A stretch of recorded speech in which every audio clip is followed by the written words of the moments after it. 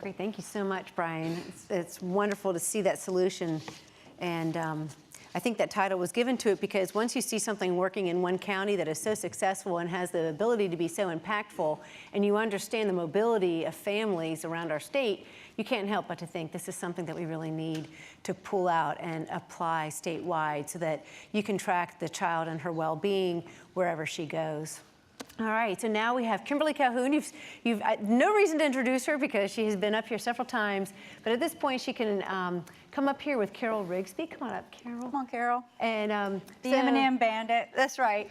So as I mentioned before, Kimberly is with Cap Science, and Carol is our very own research and developer, and she has been working with Cap Science to enrich their wearable technology with SAS analytics and what it can do. So I will let you guys take it away. Do we have a clicker? Is this it? This is the clicker. Which one? Is it the green? Green goes forward. Oh, right. Thank you. So thank you, everyone.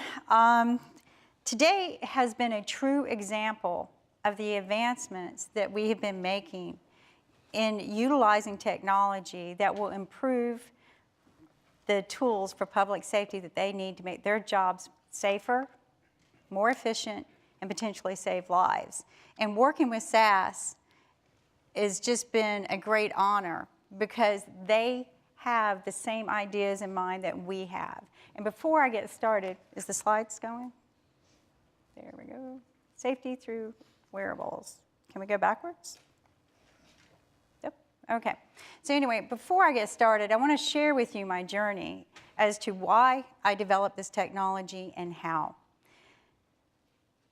About 5 years ago, when I was retiring for the second time in my career, I received a phone call about 5 hours away from a police department informing me that my sister was a tragic victim of domestic violence. And I was very ignorant to what that meant. I had no idea that serving a protective order did not protect her, that it was just a piece of paper. I also had no idea that this crime is the most dangerous crime that an officer is dispatched for. Now, my 30 years of telecom engineering gave me an idea while I was sitting in courtroom one day listening to why they could not protect my sister. And there are two problems that I wanted to address. The first problem is by the time we're aware that that order has been violated, it's too late. And the second problem was something I heard all day long in the courtroom. There's never enough admissible evidence to enforce that order. It's always he said, she said. So with my 30 years of telecom engineering and looking at where we were today, I said, you know what, we can do something about this. We can solve two of those problems by utilizing real-time data streaming, geofencing, predictive policing analytics, and IoT, such as our tamper-resistant wearable tracking devices. And combining these solutions, we can help solve those problems. So my first thought was, because I help engineer these networks, GPS is not going to solve the problem. There's too many gaps, it fails. We cannot utilize the cell phone because it will fail. So I began to engineer what I thought would be the perfect solution because my sister's life is going to depend on this. So I began to look at where GPS failed, and I filled that gap with a layer of technology. And then I looked at that technology, and I looked at where it failed, and I filled that gap. And I kept layering the technology until I got to what I wanted, and that everything would still communicate even if we went off grid. If we went off grid, that victim will still get a warning that she needs to seek safety if that order is being violated. So today, the way this system would work is when an order is issued, the details of that order will be entered into our database. Tamper-resistant wearable tracking devices will be attached to both the offender and victim or victims.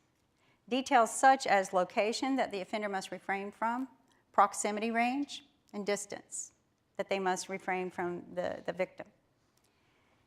If that order is violated in any way, or the devices are tampered with, and this is very important, the devices are tampered with or removed, details of that violation will be sent immediately to the police department so that they can intervene to the victim so that she can seek safety. And most important, data is collected for forensics, analysis, and to be used as admissible evidence. Now, this data that we collect continuously, we're not watching all the time what's going on, but we can grow on that data. We can learn. Say, for instance, the offender keeps going to a place that they shouldn't be going or getting near every day. And you can take that data and use it for behavior management. And we've learned that there's so many other uses for this technology. It doesn't have to be just for protective orders and domestic violence, because that was the grander scale of this technology, to do multilateral tracking. We can do unilateral tracking. We can monitor with one dashboard, one tool, making your jobs a little bit easier, because I've seen how many tools the police officers wear on their belt and how complicated they can be. So we went out to make it as user-friendly as possible. You don't have to think, you just have to look at the dashboards of what's going on. So today what we talked about is 3 use cases of our technology. People to people, which we intended for enforcing protective orders. People to location. And this one's very important for securing facilities, for safety in the facilities. And then we talked about people to asset. And that's very important too. It's very important to companies. It's very important to schools. There are so many different ways to use this. I heard today, we need to do more for monitoring our schools and for teacher safeties and the children in the school safeties. And we can do that by utilizing this technology and working with SAS. I heard a conversation today about monitoring the juvenile offenders. You know what, maybe we can do a little bit of behavior management, watching them and helping them get better. The opioid crisis. I sat down and had breakfast with our Attorney General this last week. I didn't realize how bad that crime was. But maybe we can do something to help that too. Because the biggest problem isn't reacting to the problem, it's getting to it before it happens. It's fixing the problem. And that's what we want to do, and that's what we can do with companies like SAS. So here we have the 3 E's of our application of our technology. We have enforcement of law, which I also call PI. We can prevent, intervene, and enforce by doing behavior management and monitoring with what I call our fashionable tamper-resistant wearable tracking devices, because everybody keeps asking me, will people wear this? Well, you know what? Today, this is what everybody wears, right? We hope to solve the problems with domestic violence, with sex offenders, with parolees, and maybe even the opiate crisis. Our second E, emergency management, and I heard us talk about this today as well. You have an evacuation situation and you need to prioritize your workforce, your emergency teams. And what's great about our tool is we can interoperate between all of the agencies. And you can share your resources. So say, for instance, you have a natural disaster, a hurricane. We're also going to be combining our solutions with the help of the University of Southern Mississippi with drones. They're helping us do research with them. And we're going to combine drones with this application.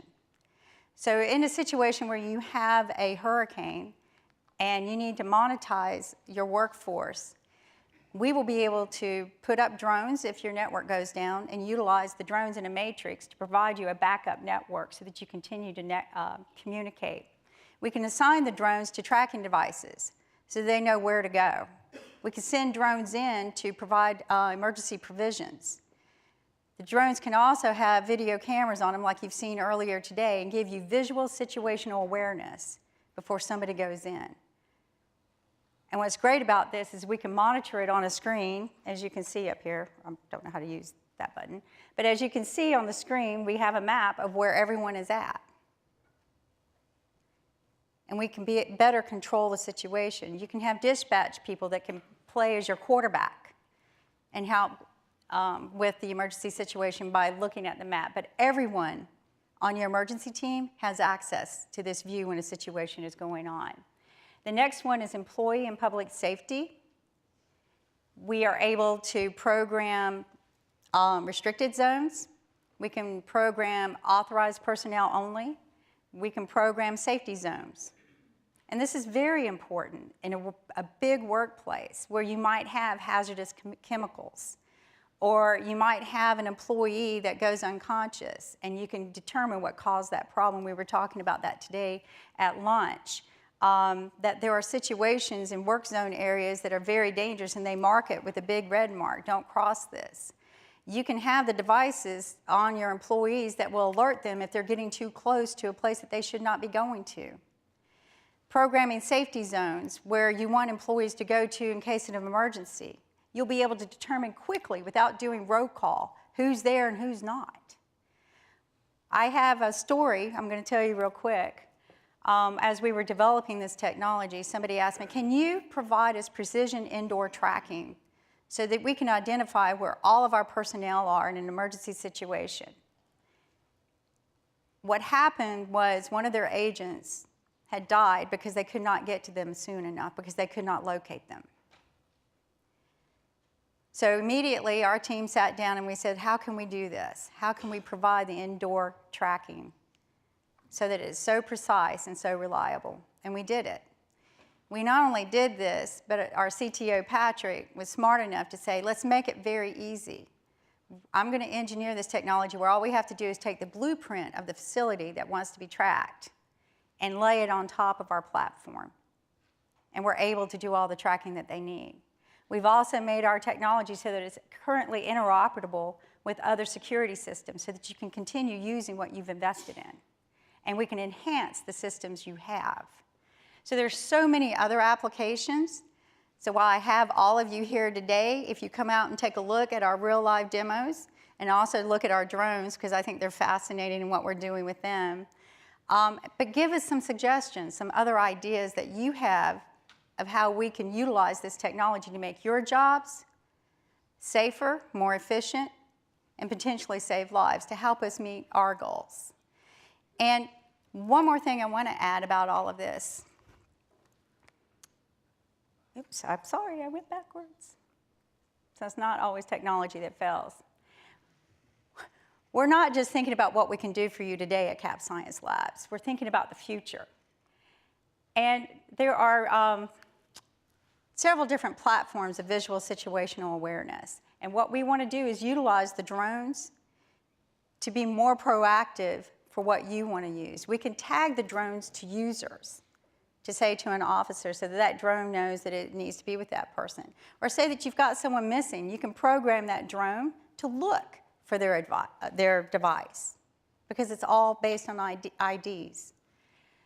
So we can also do safety monitoring. What if somebody goes unconscious? It will send an alert that they're unconscious, but maybe that their heart rate is still going. You might have a danger zone that you need to go into and do some visual situational awareness and make sure to prevent somebody from going in. And we've talked about this already, but we are continuously developing our tools to work with that. Another thing that we're going to be doing with the University of Southern Mississippi on drone research is autonomous flying for the drones. We'll be able to do that so that the drones can do a little bit of flying by themselves and work to make your job easier. We're also working on visual aids so that you can be hands-free. You're not sitting there looking at a device with your hands, because it's very important for public safety to have their hands free so that they can do their job. And then there's location tracking. I mean, you see it on the map, you see it visually, you know what's going on. You hear what's going on. It's your senses out there working for you. And then we have data collection, okay? And this is the most important key, because you not only can use data collection to respond right now in real time, but we can take that data and work with companies like SAS, work with SAS because they're the best, and use that for the future to help predict when problems might occur and prevent a lot of these problems. And that's what's important, being proactive to these solutions. Because it's exhausting being reactive. We spend a lot of money being reactive and cleaning up these problems. And we need to start investing our resources and time into what is preventing those problems. So what I'm going to do now, as you can see, we can create a backup network with our Wi-Fi for the emergency system, so in case your networks go down or the other networks go down.